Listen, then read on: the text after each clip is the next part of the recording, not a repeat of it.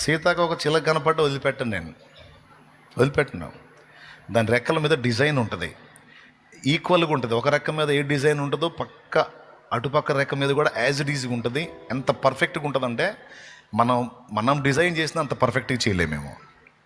ఒక ప్రాణి దేహం మీద అంత చక్కని అందమైనటువంటి అద్దకాల నద్ది అంత ఆకర్షణీయంగా చేసిన ఎంత సృజనాత్మకత ప్రభువా, ఎంత క్రియేటివిటీ ప్రభువా నీకు.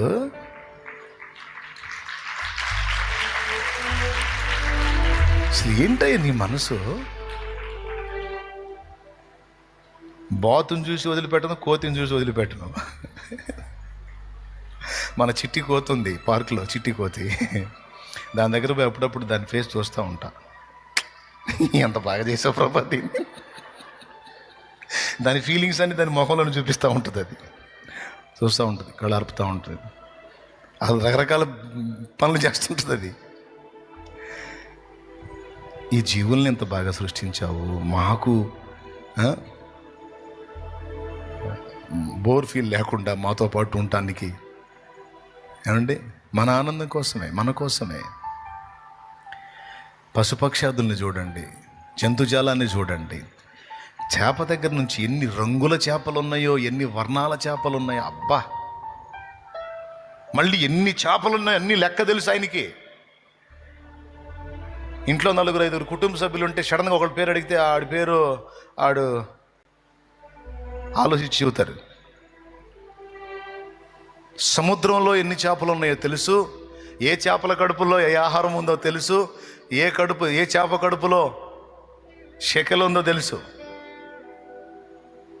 ఏ చేప ఏం తిందో తెలుసు, దాని కడుపు నిండిందో లేదో తెలుసు. దానికి ఫుడ్ పెడతాడు ఆయనే. అరచే పిల్ల కాకులకి తల్లి కాకి ఆహారం అందిస్తే అది తీసుకెళ్ళి పిల్ల కాకులకు పెట్టి దాన్ని తల్లి కాకి నీ పిల్లలకు పెట్టుకుపోవే పిచ్చికాకి అని చెప్పి దానికి ఆహారం అందేటట్టు చేస్తాడు. ఈ చక్రం, ఈ విశ్వచక్రం మొత్తాన్ని, ఈ చరాచర జగత్తుని, ప్రాణకోటిని మొత్తాన్ని ఫీడింగ్ ఇచ్చి బతికిచ్చి ఆ చక్రాన్ని అట్లా దిప్పుతున్నాడు. 4 కుటుంబ సభ్యుల్ని పోషించాలంటే సగం జుట్టు ఊడిపోతుంది.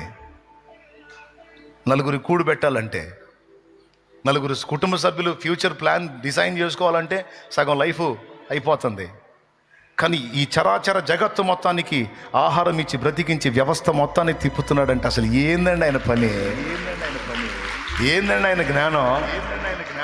ఏందండి అసలు ఆయన బాహు? ఇంత పెద్ద విశ్వాన్ని కలిగి ఉన్నటువంటి ఆకాశాన్ని జాన్తో కొలవటం ఏందండి? కనీసం మూర కూడా కాదు. మూరతో మూరేయటానికి 4 మూరలు కదా, అందుకే జాన్లు వేసాడు.